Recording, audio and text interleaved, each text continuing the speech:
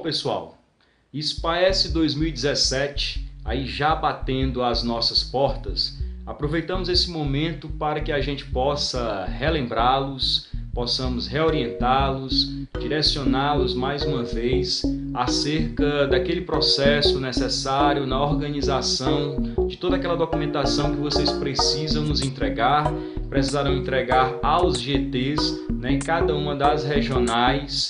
Documentação essa composta, vocês já devem se lembrar, pelos laudos, declarações de matrícula, transferência, atestados médicos, enfim, aquela documentação que todos os anos é demandada pelo SPAES. Documentação essa geralmente a documentação que vai deduzir a participação e a proficiência do aluno de uma escola e vai determinar, portanto, o destino no qual a proficiência e a participação desse aluno deverá constar, se na escola A ou se na escola B.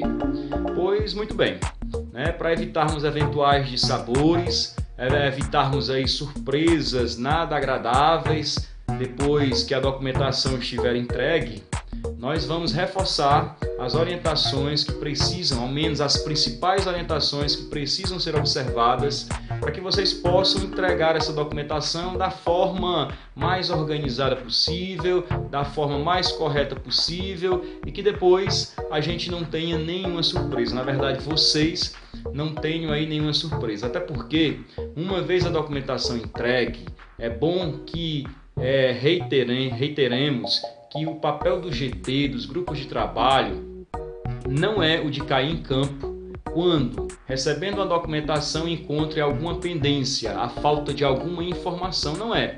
Até porque se o GT quisesse e pudesse fazer isso, com o tamanho da documentação que ele precisa analisar, certamente isso seria inviável. Então, estamos aqui em mais um ano para reforçar as orientações, para reapresentar as principais observações que vocês precisam considerar quando da organização de toda essa documentação demandada pelo SPAES. Tá legal? Então, prestemos bem atenção às orientações que vamos apresentar a seguir.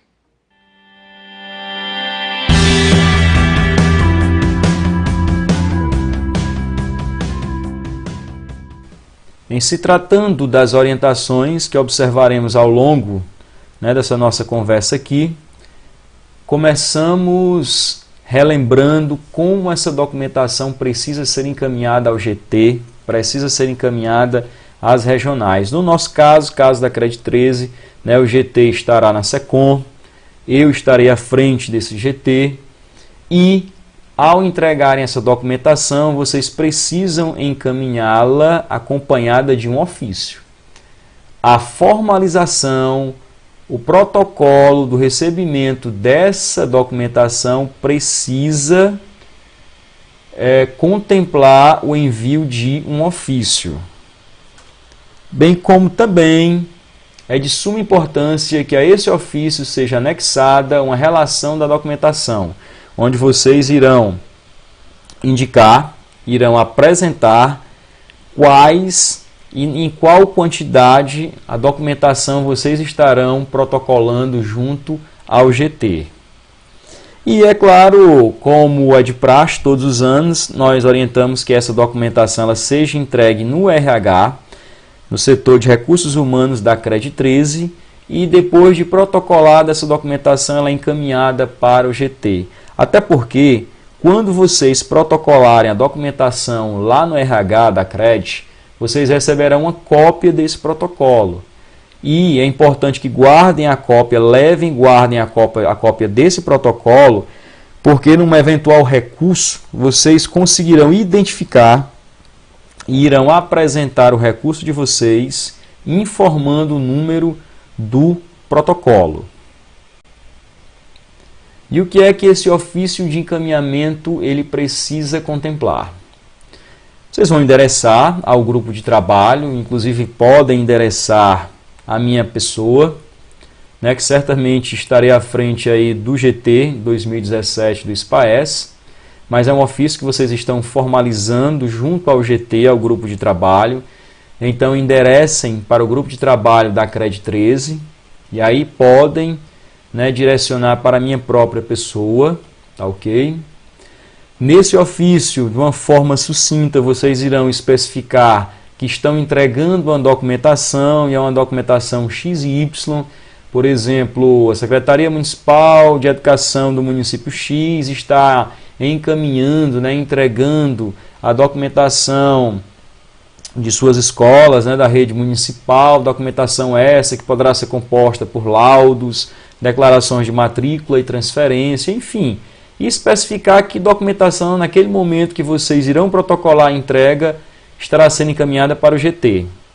E não esquecer de anexar ao ofício, esse ofício de encaminhamento, a relação da documentação entregue, que nós vamos mais à frente apresentar e dar uma sugestão de como é que podemos organizar essa relação da documentação, que uma vez apresentada da forma que vamos sugerir aqui, isso evita, pessoal, muitos dissabores, isso facilita o trabalho do GT e garante que a documentação de vocês será analisada como realmente ela precisa ser. Por exemplo, aqui nós vamos apresentar um modelo de ofício. É claro que vocês não devem ou não são obrigados a encaminhá-los tal e qual está aqui, mas alguns perguntam, alguns ficam em dúvida. Então, para evitar essas dúvidas, a gente ganhar tempo e garantir que o que precisa ser feito seja feito, né, que é o devido envio e protocolo da documentação, vamos só relembrar aqui. O ofício, ó, vocês poderão encaminhar para a minha própria pessoa, né, representando o GT de Trabalhos PAES 2017 da CRED 13, tá certo? E aí, como qualquer ofício, vocês já sabem, é até interessante que coloquem no papel timbrado da Secretaria Municipal de Educação ou mesmo da Prefeitura. O que é que deve constar nesse ofício? Está aqui. Simplesmente está formalizando, né, que a rede pública de ensino do município tal está encaminhando os seus laudos médicos, declarações de matrícula, transferência das escolas que fazem parte, né, de sua rede. E aí, é claro, não esquecer de assinar e carimbar. E como esse ofício de encaminhamento está partindo da rede municipal de educação, é importante e necessário que ele seja, né, tenha como autor o secretário ou a secretária municipal de educação e que esse secretário possa assinar o ofício e carimbá-lo. No que diz respeito à relação da documentação, que já mencionamos que é importante que ela venha como anexo do ofício de encaminhamento, o que é que nós vamos encontrar nessa relação da documentação? Primeiro, a relação nominal dos alunos para os quais a documentação está sendo encaminhada. Isso, pessoal, é importantíssimo, porque algumas vezes os médicos, né, os profissionais aí da medicina, não apresentam, não colocam no documento médico o nome legível dos alunos. E com essa relação, isso vai ajudar o GT muito, em alguns casos, até decifrar o nome de qual aluno nós estamos ali recebendo um laudo ou um atestado. E aí, eventuais situações que nos coloquem, que colocam o GT em dúvida, a gente busca nessa relação nominal do aluno, até porque na relação nominal do aluno nós vamos ter acesso ao ID, ao nome da escola a qual o aluno pertence e que tipo de documento desse aluno está sendo entregue, se é um laudo, se é uma declaração de matrícula, transferência.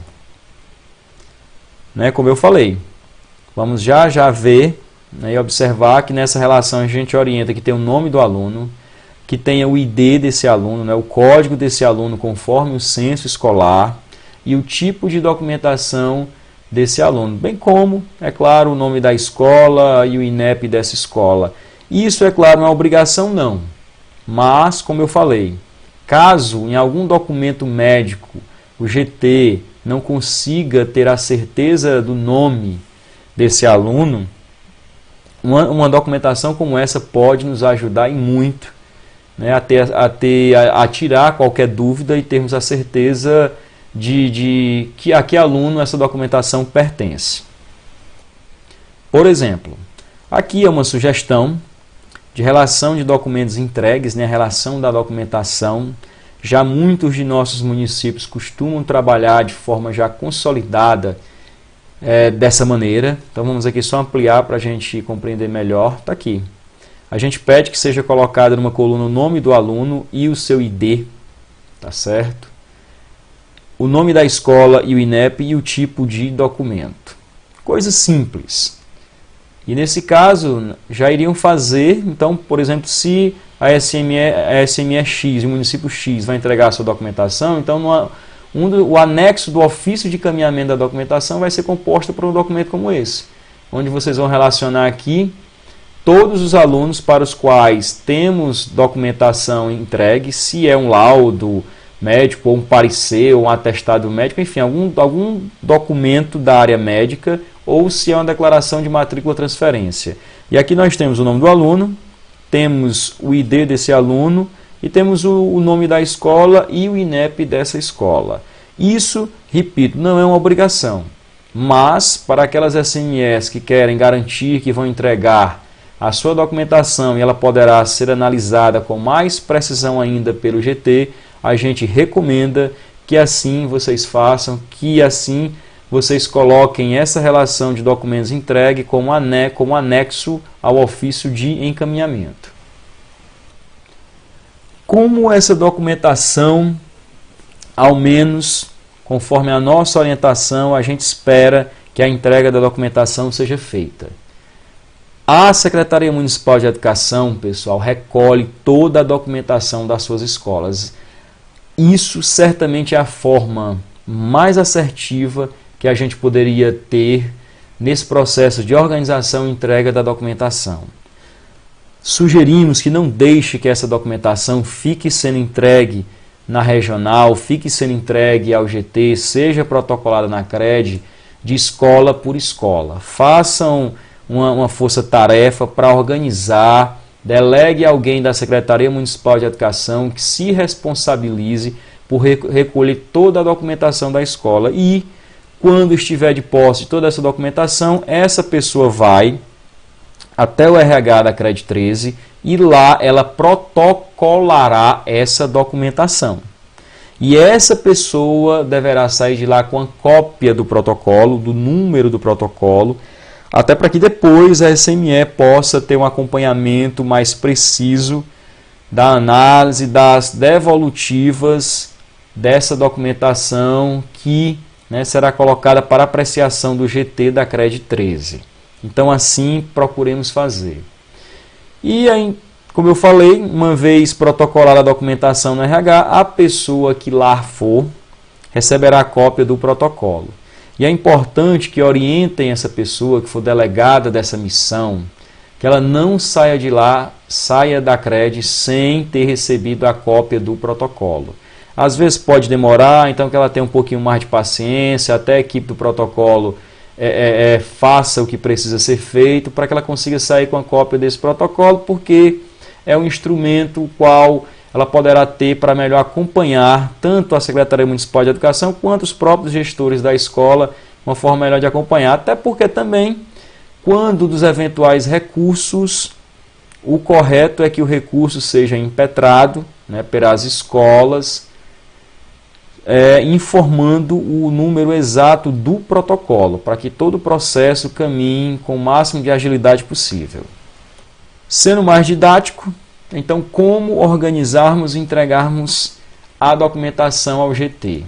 Cada escola já deverá estar organizando a sua documentação, reunindo seus laudos, declarações de matrícula, transferência, e cada escola entrega para a Secretaria Municipal de Educação, no qual sugerimos que vocês já deleguem alguém ou deleguem algumas pessoas para ficarem à frente desse processo.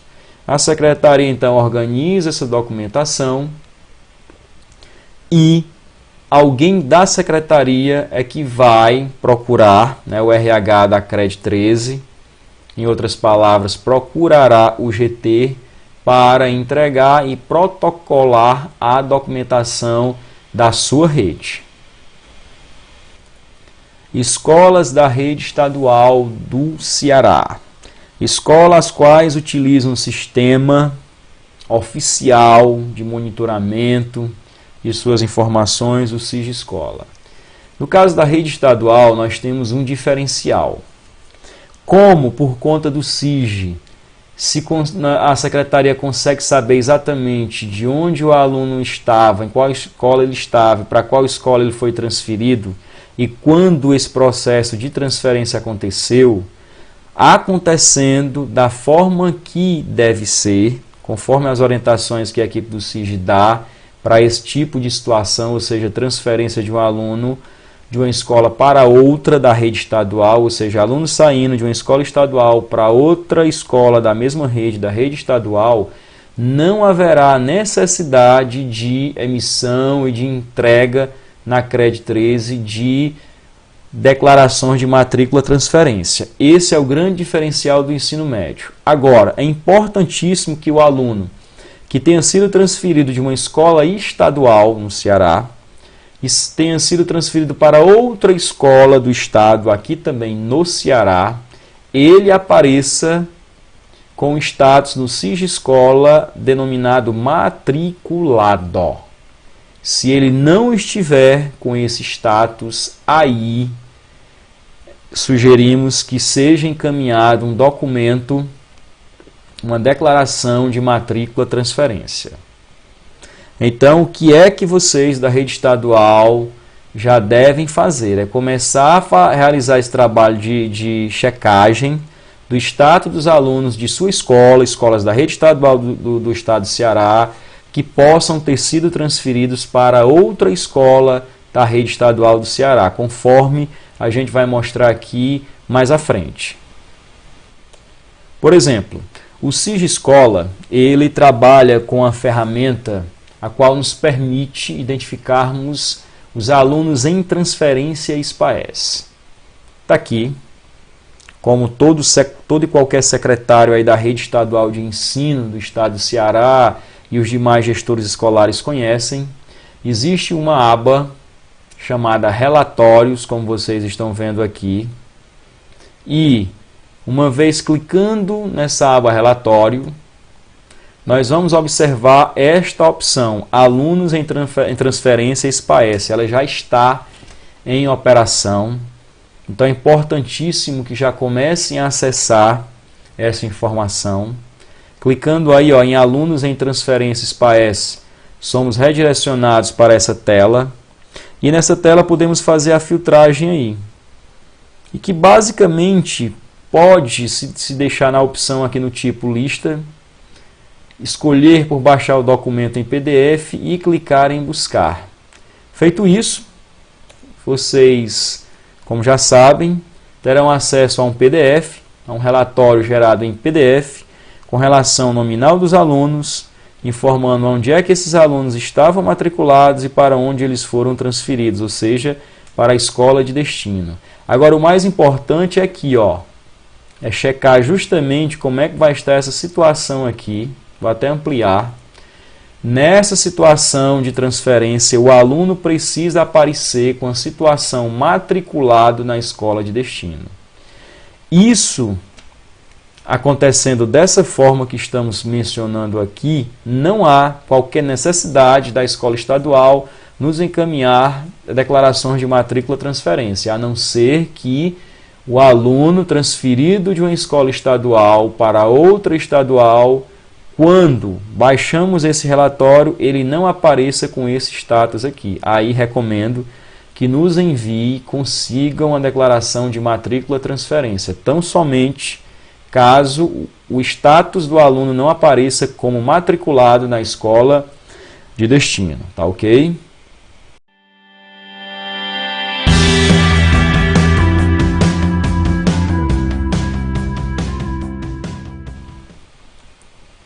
E agora falar de uma coisa de suma importância, os prazos para a entrega desta documentação. Conforme a portaria, o que se recomenda, o que se determina, o que se orienta, por exemplo, é que a documentação ela seja entregue sempre naquele último dia de prova, agendado de prova, para aquela turma ou série a qual estiver sendo avaliada. Então, por exemplo, o ensino médio.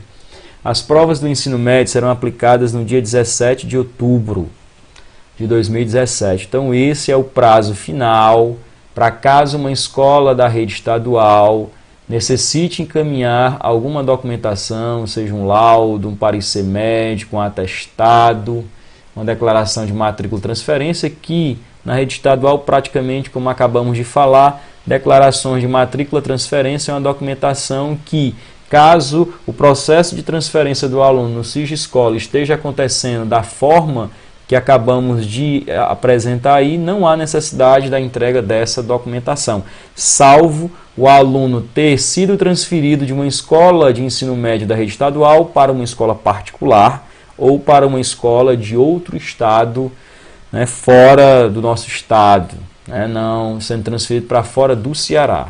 Então esse seria o prazo final de protocolar, entregar e protocolar a documentação na CRED 13, no nosso caso, junto ao GT.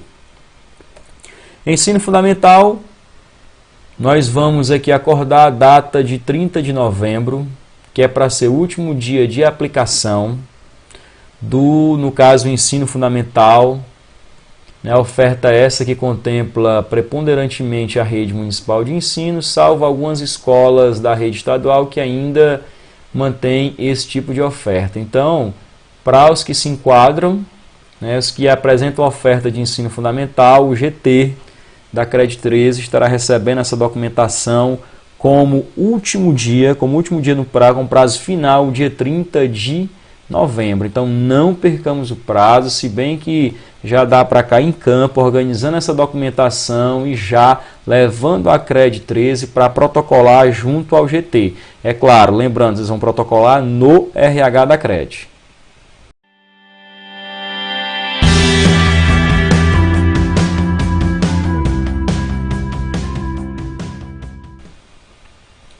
Em se tratando de documentação, relembremos aqui o que significa o documento matrícula transferência, a declaração de matrícula transferência. É o documento que, dependendo de onde o aluno esteja, como o próprio documento é classificado como declaração de matrícula e transferência, ele é um documento que vai informar que o aluno foi transferido de uma escola, esta escola vamos chamar de escola de origem, e foi transferido de uma escola para outra escola, a escola de destino. Então, dependendo do que conste nesse documento de matrícula transferência, na declaração de matrícula transferência, esse aluno certamente ele será deduzido de uma escola, ou seja, de uma dessas escolas, nós vamos entender melhor mais na frente, a participação e a proficiência desse aluno será deduzida, deixando, portanto, de ser contabilizada a proficiência e a participação dele em uma escola, passando a ser contabilizada em outra escola. Assim sendo, é a declaração de matrícula transferência que vai definir o destino da proficiência e da participação do aluno. Ou seja, em uma escola, caso ele esteja matriculado, dependendo do período que a gente vai entender aqui, esse aluno é como se ele não existisse para o SPAES e não estivesse participando desse processo em uma escola, mas em outra. E uma coisa importantíssima e muito básica, mas todo ano gera ainda alguma confusão, principalmente na cabeça aí de alguns secretários escolares, é quem emite essa declaração de matrícula transferência. Sempre quem vai emitir é a escola de destino. A escola de origem é sempre a escola que vai solicitar à escola de destino esse documento, declaração de matrícula transferência, e a escola de destino é que vai emitir essa declaração e enviar, retornar esse documento para a escola de origem. Bom, então, buscando aqui ser mais didático possível para que a gente não continue confundindo quando é que a proficiência e a participação vai para a escola de origem ou vai para a escola de destino. Vamos supor que eu tenho um aluno de uma determinada escola e que esse aluno possa ter sido transferido até pessoal, 31 de agosto. É claro que, quando eu falo transferido até 31 de agosto, vamos trabalhar no intervalo entre a data base do censo né, a data base do censo, e 31 de agosto. Então, se o aluno for transferido nesse intervalo entre a data base do censo, no caso desse ano, 2017, e 31 de agosto desse ano, o aluno foi transferido, vejam aí. Ele sendo transferido nesse intervalo de tempo, a escola de destino, a escola para onde ele foi, é quem terá a proficiência e a participação desse aluno. Ele vai estar lá, ele vai fazer a prova na escola de destino e é a escola de destino que vai receber, terá a proficiência e a participação desse aluno.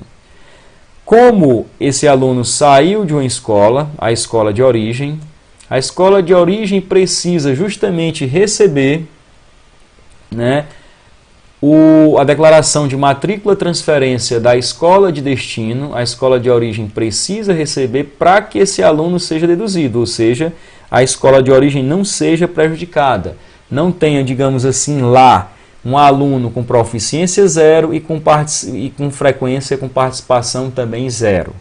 Por isso que alunos transferidos de uma escola para outra entre a data base do censo e 31 de agosto, a escola de origem, a escola que transferiu o aluno, precisa pedir para a escola de destino a declaração de matrícula transferência para que esse aluno na escola de origem ele seja deduzido e a escola de destino possa garantir que ficará com a proficiência e a participação deste estudante.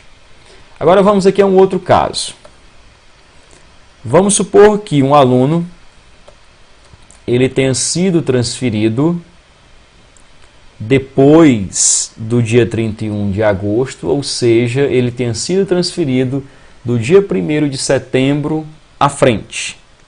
Caso a transferência aconteça nesse período, do dia 1º de setembro até o dia de realização da prova, ele tenha sido transferido nesse intervalo de tempo, daqui para cá, como é que vai ficar? Como falamos, sempre a escola de destino emite uma declaração de matrícula transferência para a escola de origem. Para quê? Para que possa garantir que, nesse caso, a escola de origem receba a proficiência e a participação do aluno. O mesmo aluno tendo feito a prova em outra escola, na escola para a qual ele foi transferido, quem foi transferido nesse intervalo de tempo aqui é a escola de origem que recebe a proficiência e a participação. E, consequentemente, na escola de destino, a participação e a proficiência dele será deduzida. Contanto que a escola de destino emita a declaração de matrícula transferência e essa declaração de matrícula transferência chegue até a escola de origem. Uma outra situação é alunos que venham a ser transferidos de uma escola pública, municipal ou estadual, para uma escola privada. Nesse caso, independentemente do período em que aconteça a transferência, vai ser imprescindível que a escola de destino emita a declaração de matrícula transferência para a escola de origem. Por quê?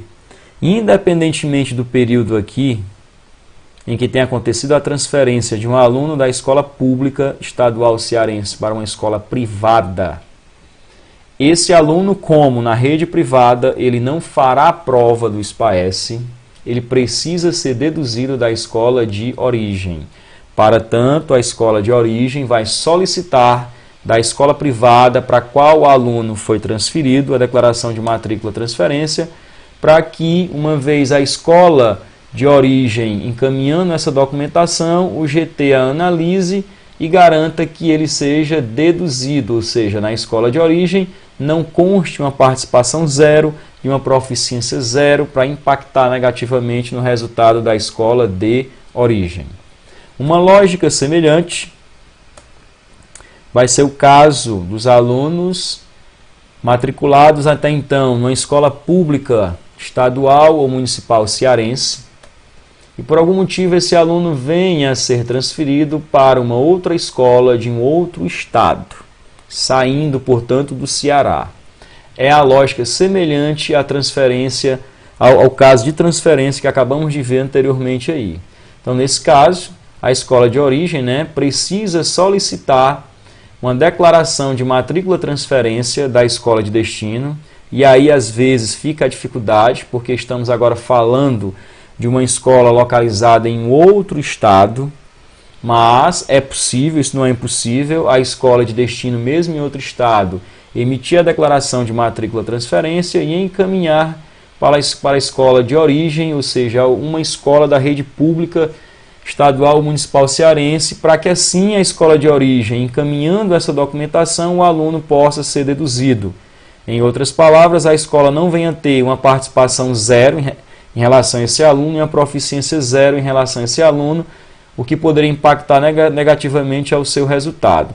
Um dos conselhos que nós podemos dar como sugestão é que, uma vez identificado em qual escola, de qual estado esse aluno se encontra imatriculado, a escola de origem aqui no Ceará já pudesse, né, enviar uma declaração de matrícula-transferência, conforme vamos relembrar aqui o modelo de sugestão, já enviar esse documento praticamente preenchido para a escola de destino em outro estado, contanto que, chegando lá, o gestor dessa escola simplesmente pudesse imprimir, assinar, carimbar e devolver para a escola de origem aqui no Ceará. E aí vamos relembrar aqui o modelo de declaração. É um modelo sugerido pelo GT da Regional 13. E esse modelo, pessoal, ele foi pensado de forma que, uma vez entregue com as informações que ele requer, podem ter certeza que o GT conseguirá alimentar o sistema da forma mais precisa possível, não apresentando nenhuma pendência que possa impactar negativamente na validação do documento. Vamos aqui relembrar. Esse documento precisa vir em papel timbrado.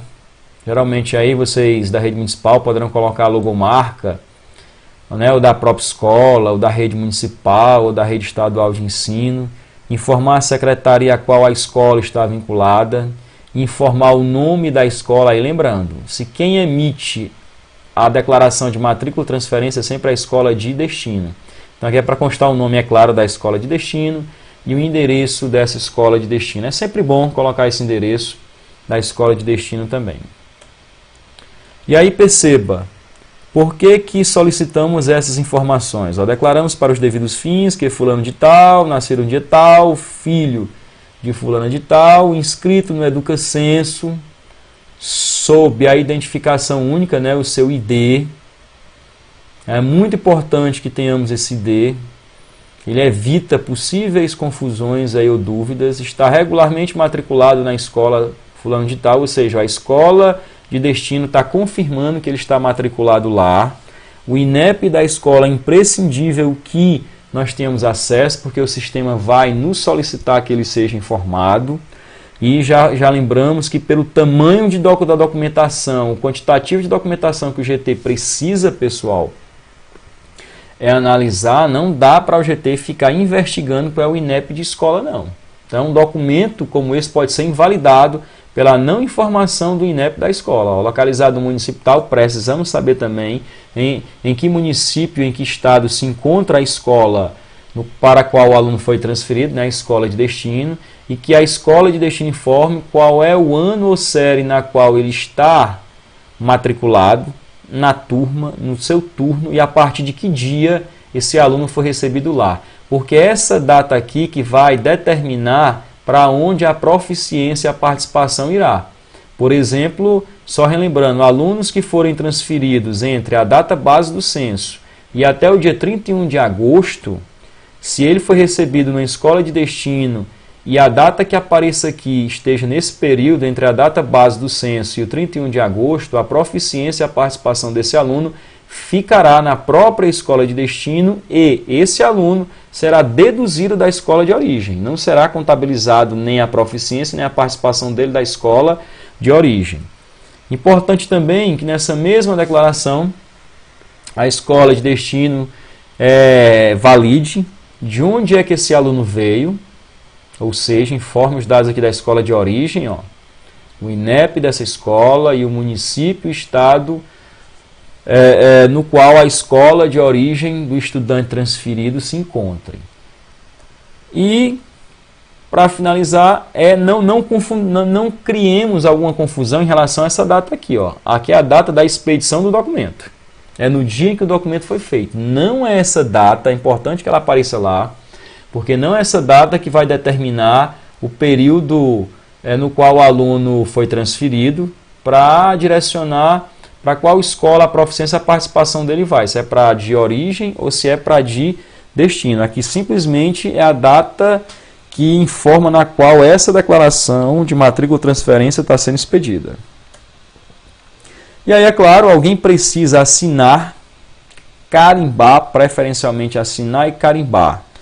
Que no caso, o aluno, caso seja da escola da rede estadual, recebemos e validamos com a assinatura e o carimbo do diretor da escola estadual.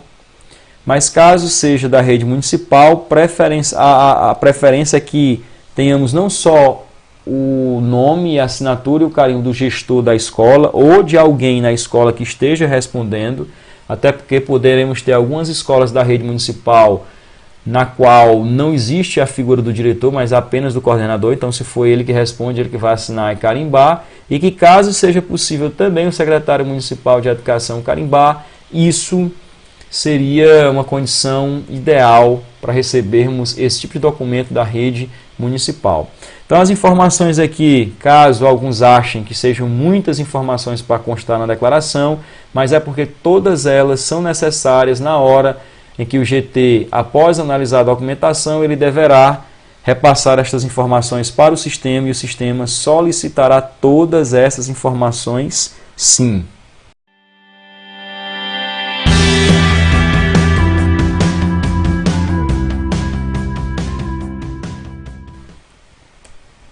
Agora, pessoal, vamos observar aqui as orientações para o encaminhamento de laudos, pareceres médicos, enfim, algum documento médico que especifique a condição de saúde, né, dos estudantes. Primeira coisa, é importantíssimo que tenha o nome legível do aluno, porque uma vez o documento não apresentando o nome legível do aluno para o qual o laudo ou parecer médico foi emitido, não há como o GT identificar e descobrir a qual aluno esse documento pertence e esse documento médico, portanto, poderá ser simplesmente invalidado por conta disso. É preciso que tenhamos o nome e o CID da doença. É claro que, conforme a portaria, quando se trata de laudos, podemos até aceitar que tenha ou o nome da doença ou o CID. Preferencialmente que possamos receber o documento com os dois. Agora, não dará para validar o documento faltando o nome da doença e o CID da doença, o Código Internacional das Doenças. É preciso que nesse documento tenhamos acesso à data da emissão do mesmo. Muitos são invalidados porque não aparecem ou simplesmente essa data da emissão não foi inserida no documento e ela é necessária para que as informações do documento possam ser alimentadas no sistema. E uma coisa muito básica, aqui nós estamos falando de laudos e pareceres médicos. Então, o documento aqui, esse tipo de documento precisa ser expedido por um profissional da medicina, seja de qual especialidade for, mas precisa ser expedido por um médico. Então, às vezes ainda recebemos documentos expedidos por fonoaudiólogos, fisioterapeutas, terapeutas ocupacionais, assistentes sociais, enfermeiros. Nenhum desses profissionais é classificado como profissional que nós conhecemos como médico. Então, é preciso que esses documentos aqui, laudos e pareceres médicos, sejam expedidos por um profissional da medicina. E assim sendo, precisamos ter no documento o nome do médico. Geralmente ele vai aparecer no próprio carimbo, né? Ou já digitado no documento, caso, né, ele venha a ser expedido de uma forma informatizada, digamos assim, mas é preciso que tenha o nome do médico. É preciso que tenha o CRM desse médico e é preciso que tenha assinatura mais o carimbo do médico. Já recebemos alguns documentos que não identificamos o nome do médico, recebemos documentos que faltam o carimbo do médico, até porque é no carimbo que estará informado o CRM desse médico. É claro que em alguns casos nós não temos o carimbo, mas na própria impressão do documento, né, já se deixa informado, né, de forma digitada o CRM. Aí é uma outra história. O problema é quando a gente não identifica o nome, ou identifica o nome, mas não identificamos o CRM. E em alguns casos, inclusive, já recebemos sem que constasse a assinatura do profissional médico. Então, faltou uma dessas informações aqui, é ter a certeza que a documentação será invalidada.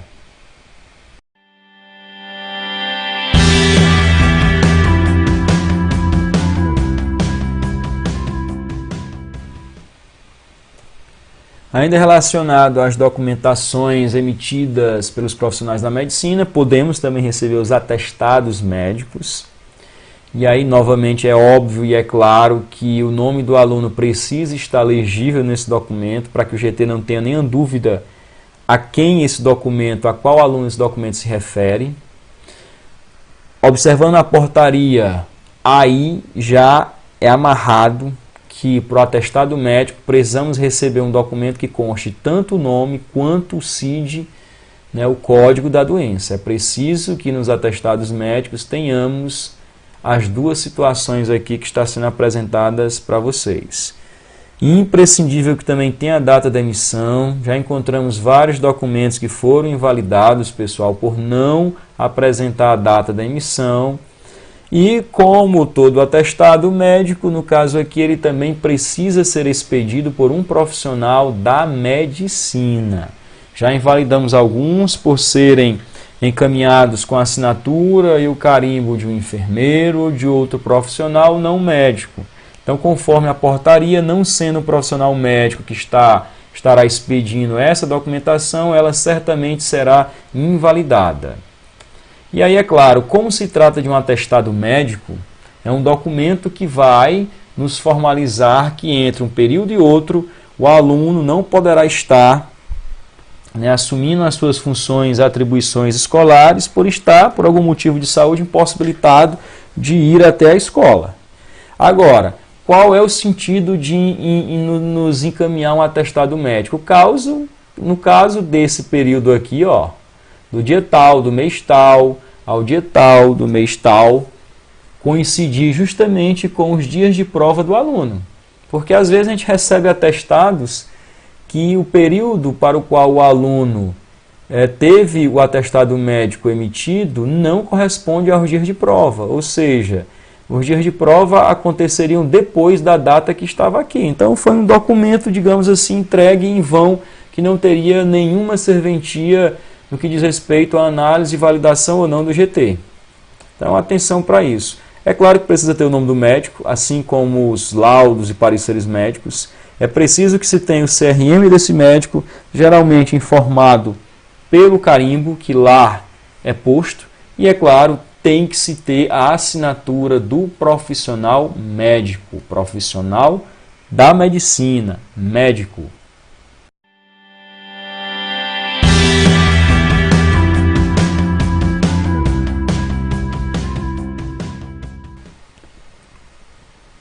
Por fim, lembramos aqui de um documento, né, que não sentimos nenhuma satisfação, nenhuma empolgação em recebê-lo, pelo contrário, né, a gente todos os anos a gente acaba torcendo para que a gente não receba nenhum tipo de documento desse, por questões óbvias. Mais uma vez, o aluno, a escola tem um aluno que tenha falecido num período que vai aí da data base do censo até o dia da prova. Caso ela se depare com alguma situação como essa, ela precisará nos enviar a cópia da certidão de óbito, né, desse estudante, porque de posse da cópia dessa certidão de óbito, esse aluno será deduzido uma vez validado o documento e as informações inseridas no sistema. Então, encaminhando esse tipo de documentação, o aluno não aparecerá na escola como faltoso e nem como proficiência zero, não impactando negativamente, portanto, nem na participação, nem na proficiência média da turma. Tá certo? Então, prezamos receber. É claro que a pertinência do envio dessa documentação é naqueles casos em que o aluno faleceu em um período anterior ou correspondente ao dia da prova.